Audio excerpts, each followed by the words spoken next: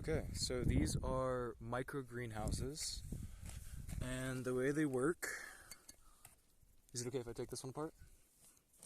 Is there is a little container.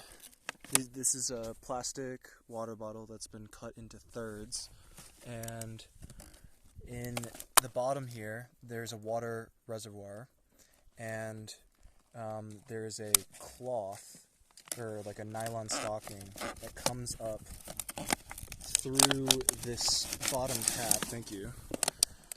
Yep. And this is sitting on top of a rock, so it kind of brings the reservoir up. And down here, you can't see it, but there's a nylon stocking that comes through the bottle here, and it wicks the water up into the soil, and that's what nourishes the plant.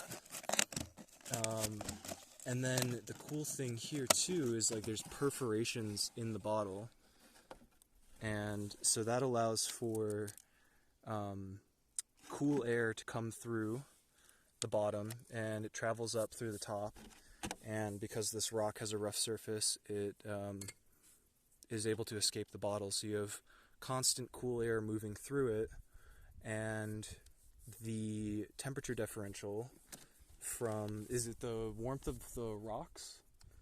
Hot moist air compensate on cold surface. Yep. So you get all this condensation, which also waters the plant. Did I miss anything? No, it's the water goes down between these two, being stored underneath and then wicked up.